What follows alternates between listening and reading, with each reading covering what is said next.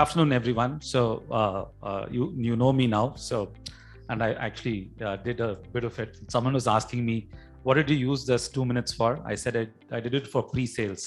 So that's my panel discussion right now.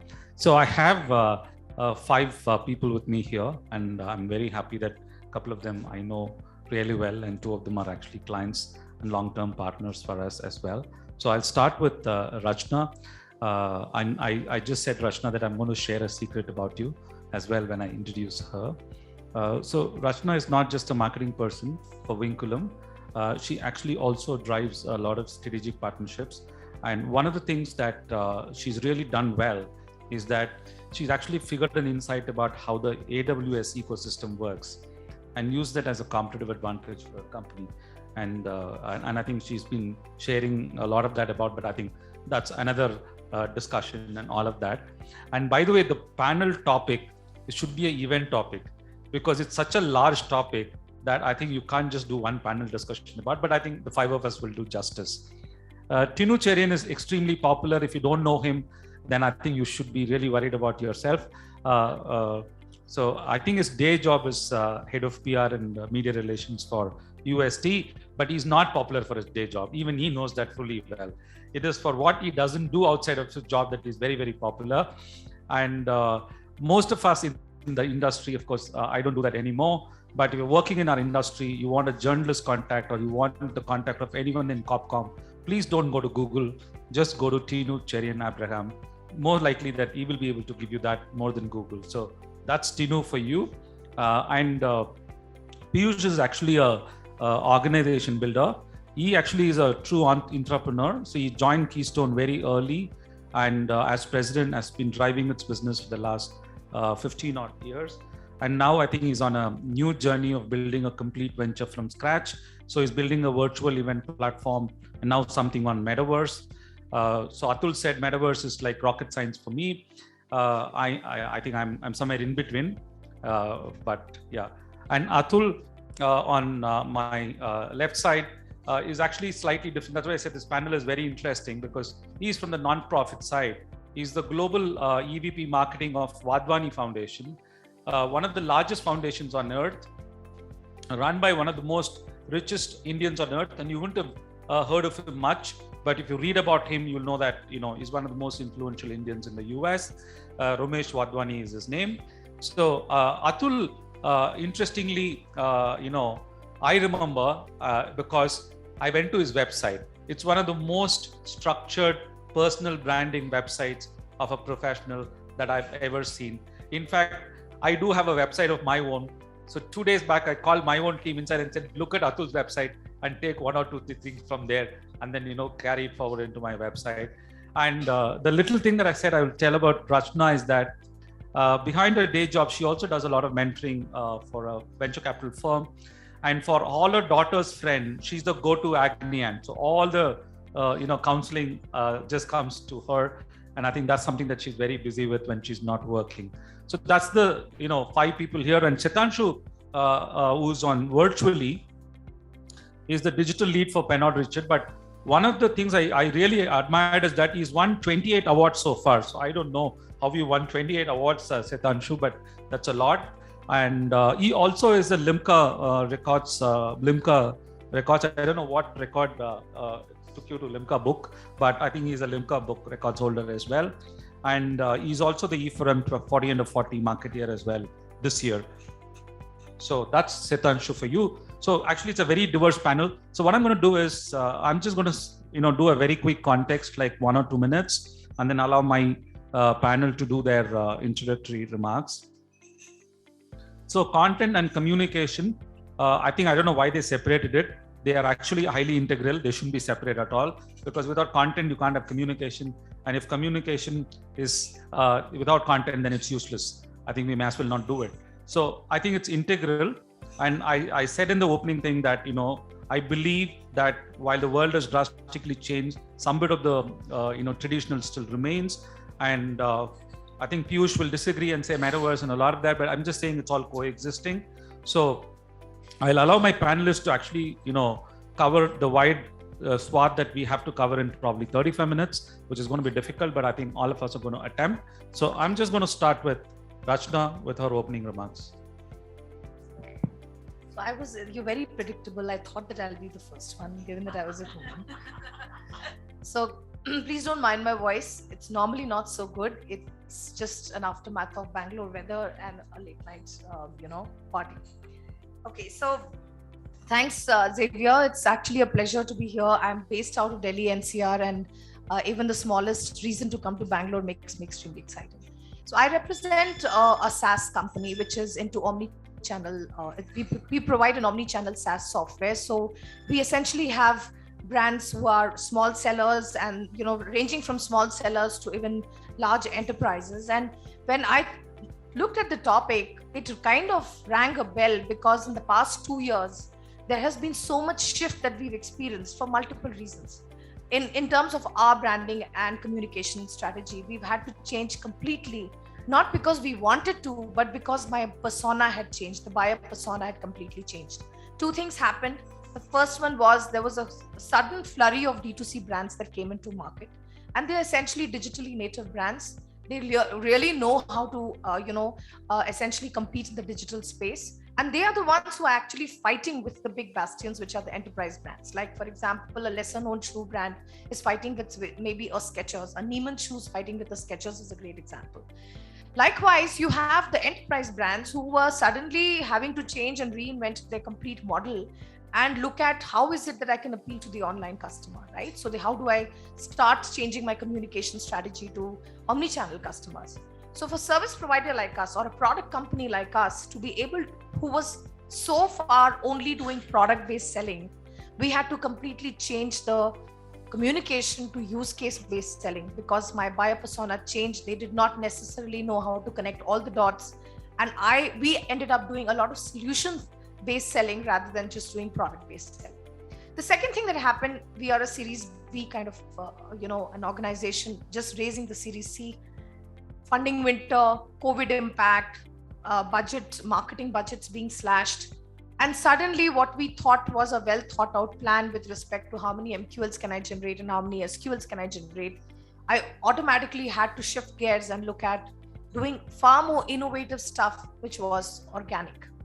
And that is how my whole learning on how to leverage a partnership like AWS really came about. To be honest, it was more a discovery and an aftermath of pandemic than anything else. So it's, as they say, when you're pushed against the wall, you're the best, right? So that's the kind of thing that happened, and our communication and content strategy completely changed. The third, of course, is something that we've all been talking about ever since I've come, which is how is it that we can really break this whole thing of high cost of performance marketing? And there is, I feel, when I speak with marketers and brands and D2C players, they do struggle with a few things, which is how do I bring, get recall for my brand, not just by targeting, but essentially my brand messaging. What do I stand for? And I buy a pair of, shoes from through Instagram shopping, and I just completely forget the name of the brand, right? How do I build credibility, which is not necessarily a problem for legacy brands, but definitely a problem for new age brands who are just doing digital marketing and performance marketing. The third piece, which is essentially there, is how do I build in the whole thing of actually credibility and loyalty are the biggest. Transaction as well as loyalty, you can still do a little bit, do quite a bit with respect to retargeting. But the first two essentially is demanding most brands to look at shifting gears, or essentially, I would not say shifting, but essentially blending things with traditional marketing approach that we all started with.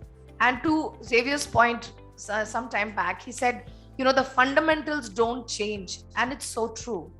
Especially for marketers like us who started around 20 years back with traditional marketing, had to reinvent digital.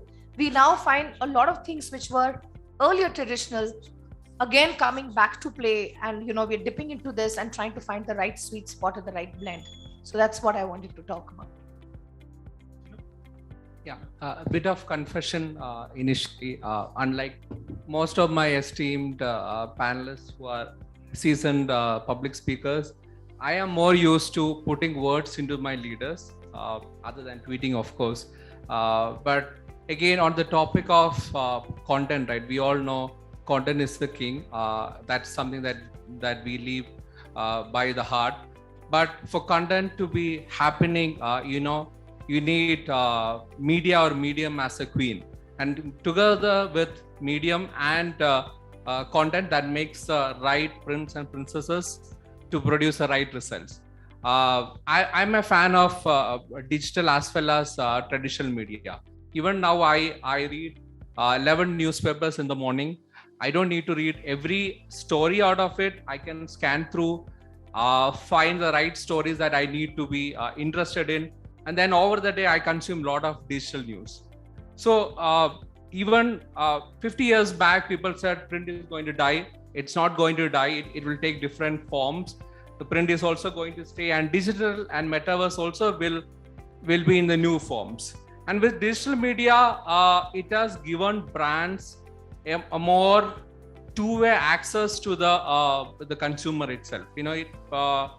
Compared to earlier, where it's one-way monologue. It has become a dialogue, more customer-centric, two-way highway between the brand and the customers. That also it become double-edged sword. So brands can no longer treat the customers lightly. The customers will expect their feedback, their complaints to be taken seriously and on real-time basis. So the brands also cannot afford to not be on social media and active on social media.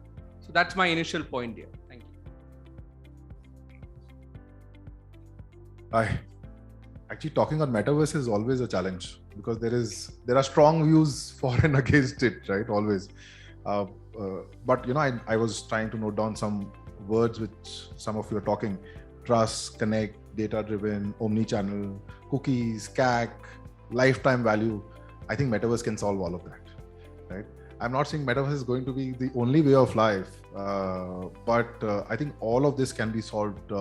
And the cost of ad, which we keep talking, and we do the same, right? I think in marketing, we say if you have repeat customers, your cost of advertising goes down, right? And metaverse can do that. Primarily in two aspects of it. From a brand and marketer point of view, I think one research that we did, and it is there online also, it says that the trust that consumers had on brand earlier and what they have now have gone down by more than 50%, and that's alarming, because which means that the reason we go buy is because we can return. There's an 18% return ratio in the e-commerce space, right? So much of inefficiency, primarily because the trust is missing. Right? I think metaverse can solve that, and I'll tell you how. One is through sensory marketing, and the other is data-driven. That's what I know till now. If I know something else later, I'll probably put it online. In metaverse, you can actually, as a consumer, go online, connect with the brand colors, brand values, listen to the music that connects with you in that store.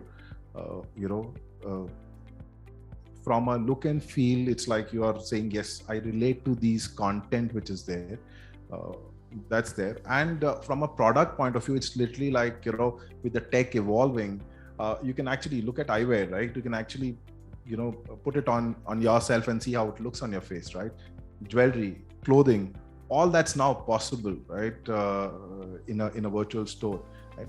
Along with it, which is missing big time, which in the current scenario, and metaverse is adding to it, is the whole connect with the customer executive. Because I think as humans, connections are important. We were talking about it, right? So if I'm confused, then I can talk to someone, and the way the individual talks to me helps me further, connect and say, yes, this is a brand that I am able to relate to, which means that, I will come back and buy again, right? So that's one part of it.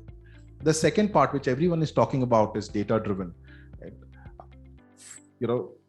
In a metaverse, one can track whether you're a Gen Z, you're a millennial, even alpha, that's a new one, by the way, and how do you behave, not just in the shopping space, but how do you learn, how do you socialize, how do you spend your time in different things doing online, right? And then build a platform for you which says, hey, Xavier, basis who you are, these are things you should be doing on the platform, which means that it will make one's life online more efficient than trying to search, okay, what do I do here, right? So that's where the data-driven piece of it comes in. The other aspect which we believe personally is that it has to be for the masses. So far, metaverse is a rocket science, right? That's what it's a rocket science, right?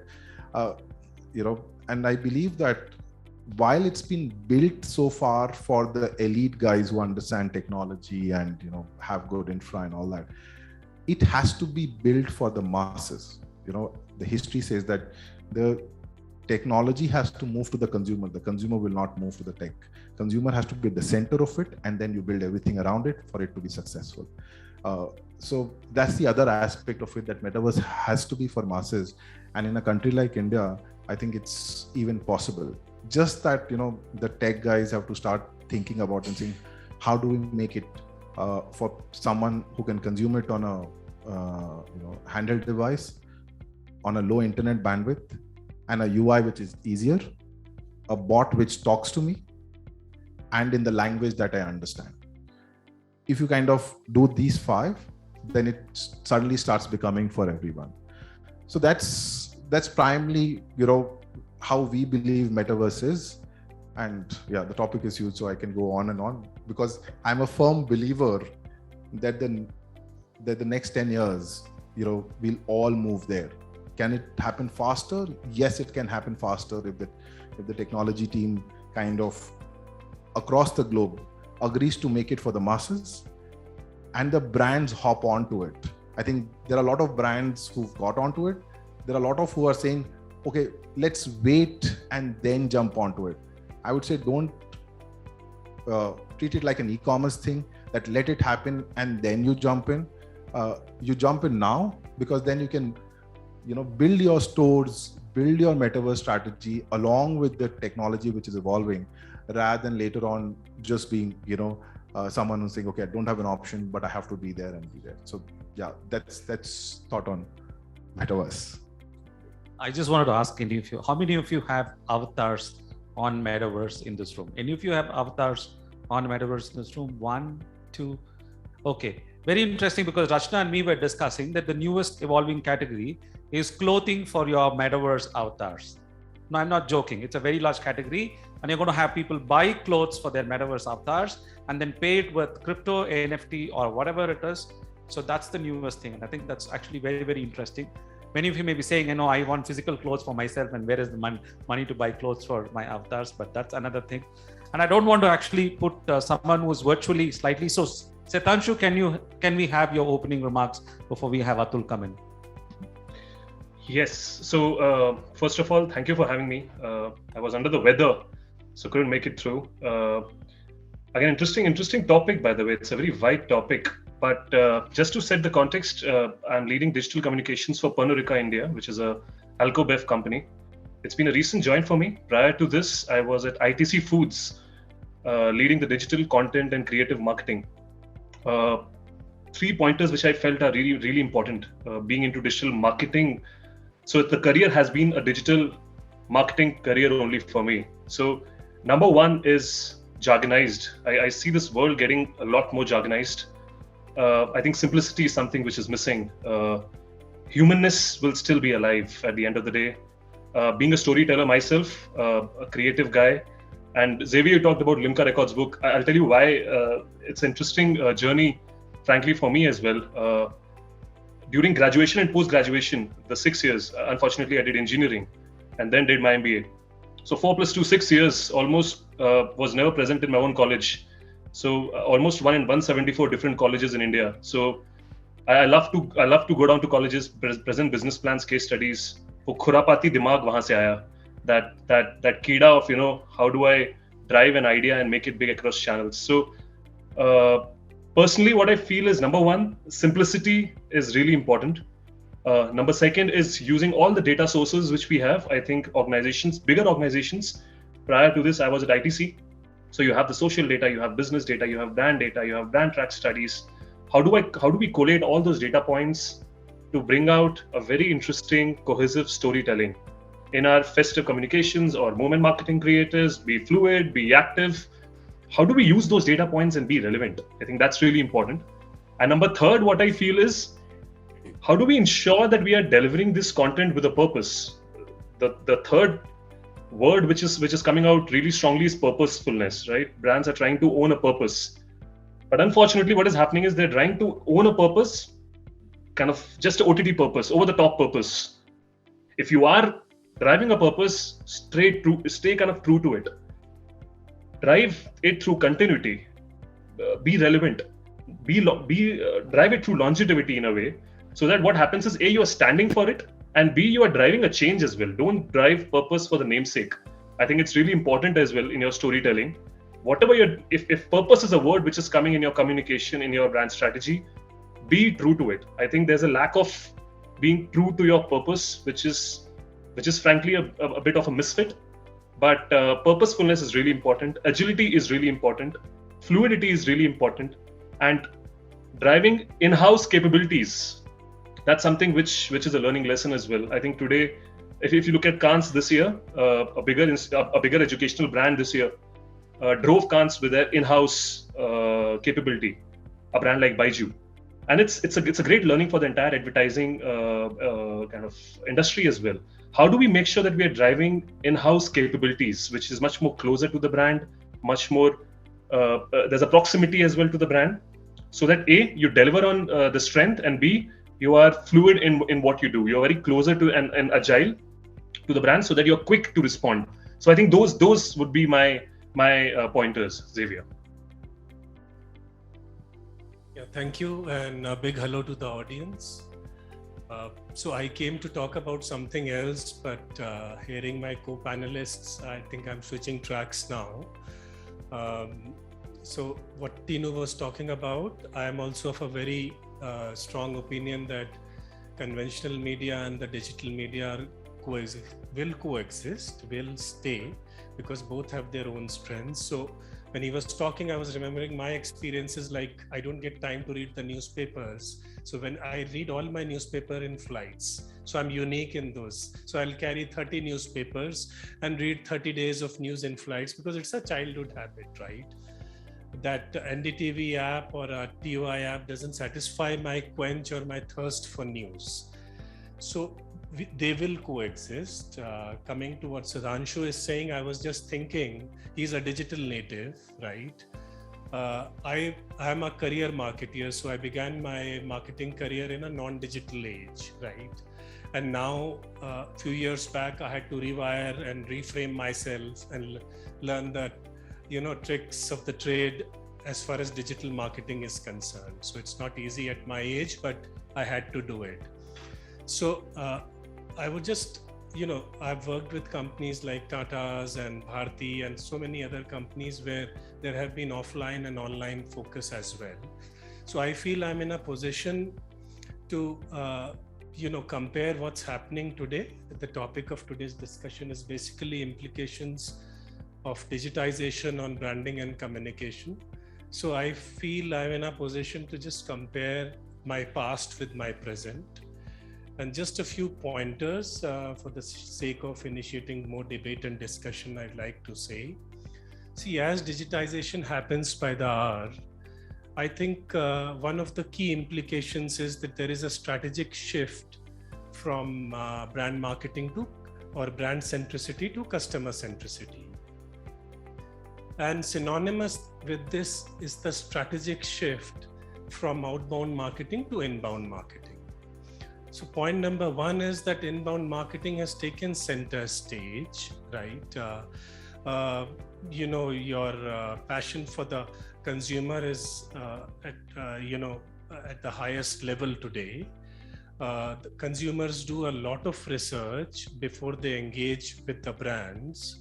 So things like, your on-site, your off-site SEO, your PPCs of the world, your engagement on social media platforms, it's becoming very important. point number 2, which is a fallout of point number 1, is the conversations are becoming, brand conversations are becoming extremely immersive today, right?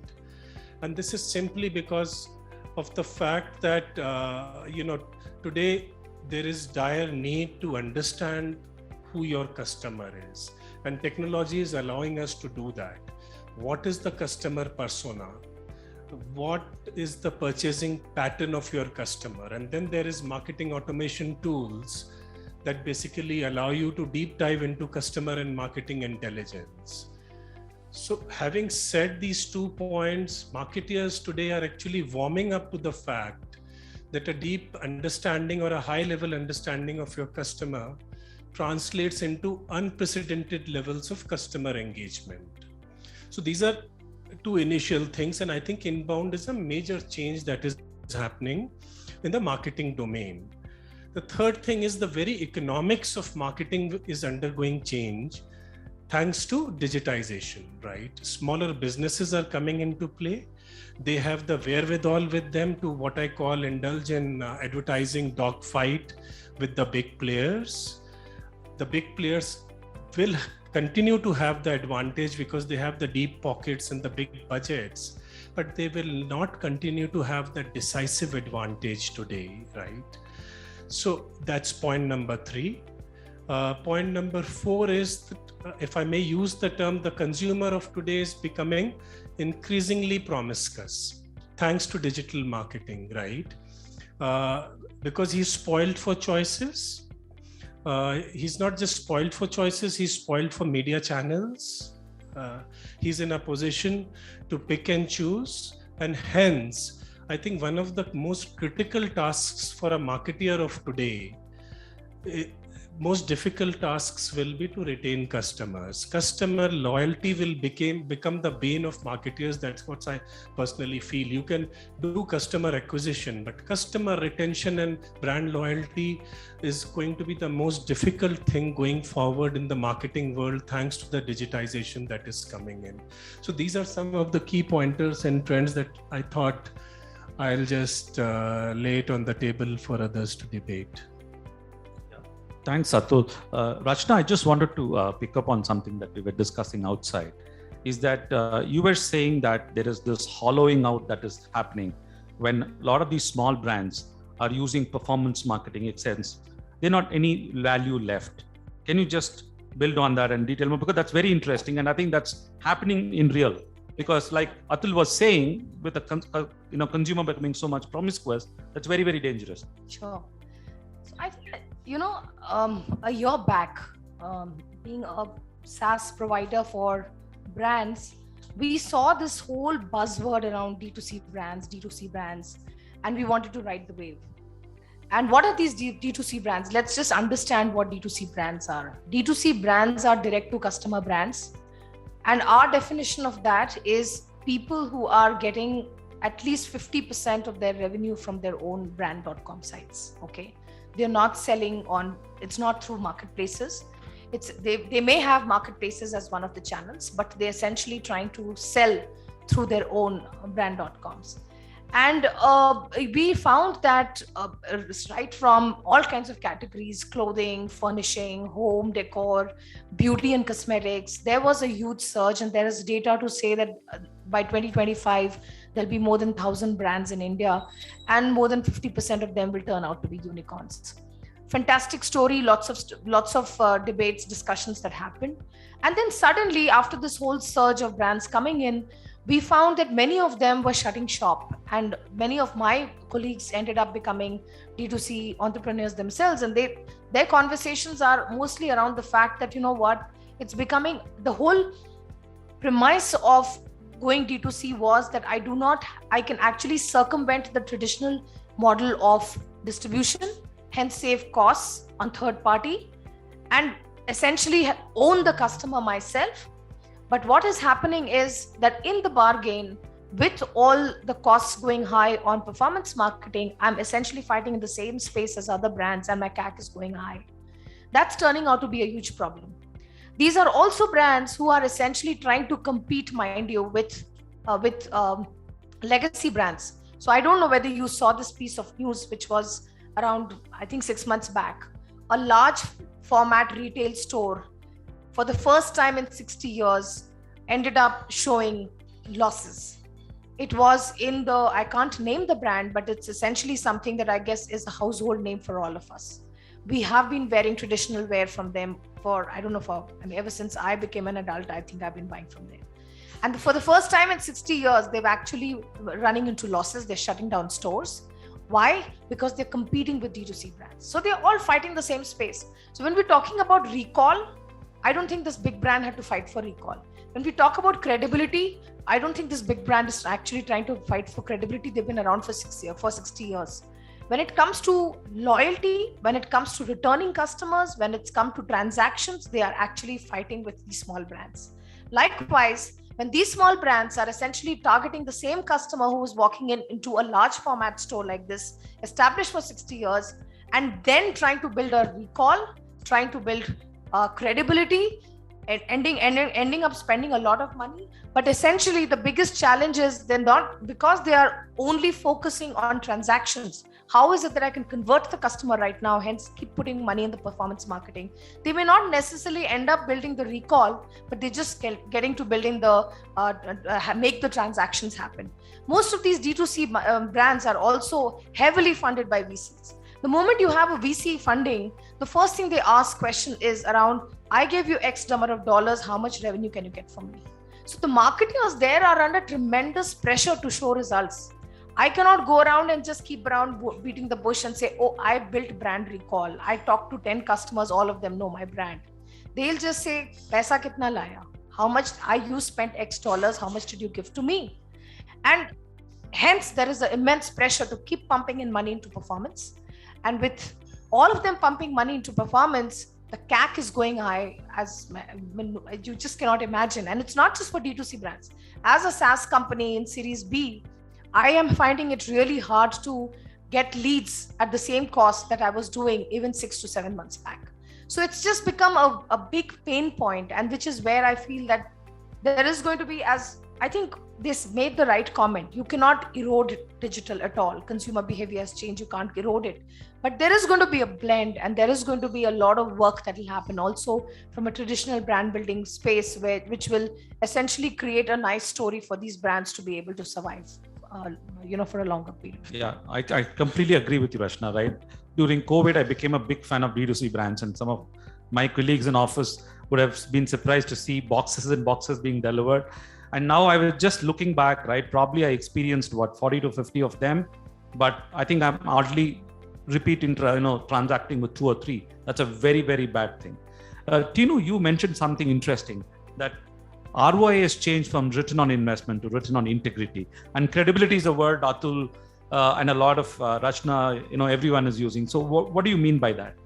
One of the important shifts that we see in the communication world is purpose-driven communications. Now, I was telling we would define ROI from return on investment to return on integrity. Companies are more less focusing on highlighting their USPs and moving into communication that are more genuine, purpose-driven, showing positivity, generosity, and looking at the community and society at large. You would see during the COVID times, there's the soap, liquid soap brand talking about hand washing, and they said you could use any brand. So that's kind of messaging that a lot of companies are doing it. ESG is becoming a lot of prominence these days. How as a corporate, how we are doing a responsible and ethical behavior is become very focus of all the brands around the world. Even for us, we are a 1.4 billion revenue IT services company. We have stopped focusing on talking about what we could do for the clients. We started talking more to what we could do for the end customers of the clients. So there's a shift in way we talk. Like we talk about a telecom brand, and then we talk about how it is impacting the end customers. Recently in the US, we changed the way the shopping is done with frictionless shopping. And we are talking about in that suburban places, how healthy food can be given in a most modern, using the most modern technology. So it's a focus is always coming to how you are transforming lives of the end customers. That's the biggest change that we see. So that's why I said it is less on return of investment, but return of integrity of the company. It becomes more important to talk and communicate to the world about the brand's reputation in terms of how ethical they are. I think I can't tell the name of the company. This was actually one of India's largest companies in the third wave that happened early this year. Actually, that company has a lot of employees who were lost because of COVID. And that is also the quarter in which the company performed well. So when the board meeting happened, the CEO actually started the board meeting by saying we've done well on the quarter. And actually, two of the board members actually were so upset that they said that you should have actually started the meeting with the loss of employees due to COVID. The very fact that you did performance is something completely not fine with us, and actually got the CEO question. Of course, he was not fired. But I think that is a shift that probably Tinu and others are talking about. Shetanshu, you are talking a lot about agility. So can you just explain what do you mean by that agility to us?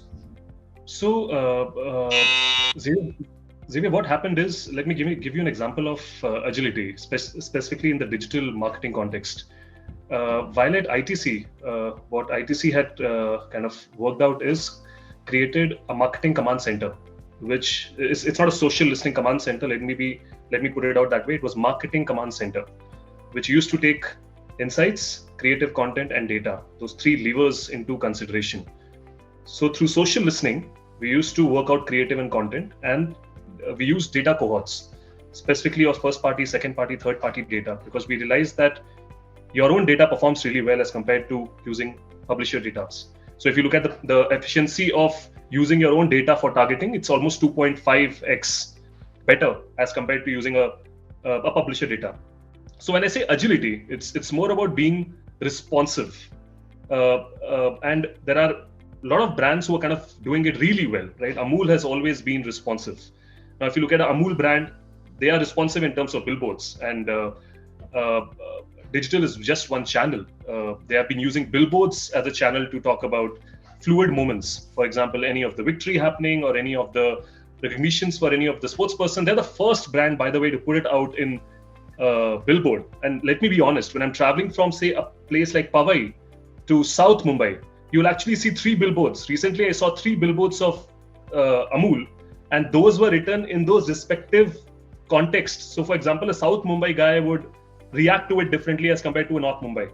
So now you look at billboards being used contextually in terms of those, a Sobo guy, a South Bombay guy reacting to, or a North Bombay guy reacting to. So when I say agility, what we used to do at ITC was, we used to define a TAT, a turnaround time.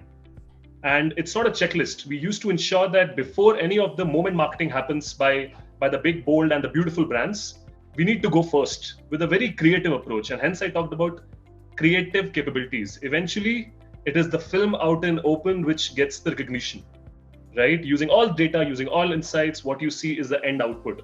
Your end output has to be beautiful. Build creative capabilities. And proudly what I can say is, as a team, what we delivered was almost 8,000 creative solutions at ITC in a year. 8,000 creative solutions for big and the beautiful brands, right? From Ashirwad Atta to a dark fantasy to a chocolate brand. There were almost 7 subcategories within ITC.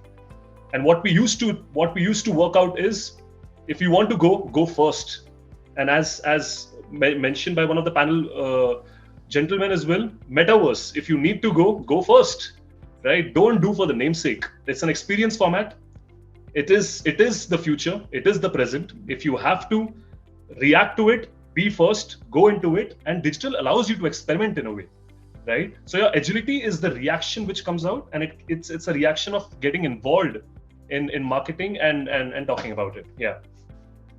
Atul, I think you were talking about the shift towards inbound marketing. Can you do that a little bit more and go deeper into that, because I think there was a shift towards outbound marketing, because like Rachna was talking about, right? I want to acquire revenues, all of that. It's outbound marketing, right? But you talked that this is, happening more. So can you just throw more light on that? Yeah. See, inbound marketing is a clear fallout of digitization, right? When I started my marketing, my marketing outreach was mainly outbound.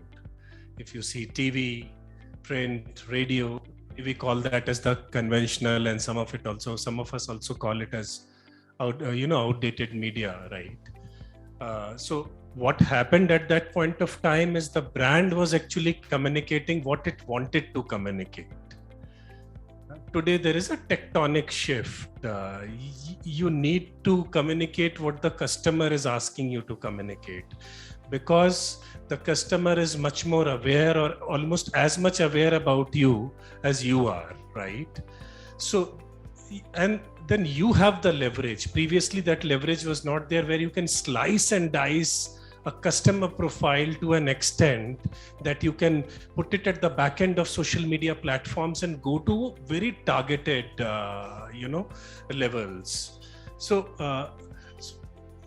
what happens is, when you are actually going to such a specific targeting, then your experience of the consumer comes in handy for the organization.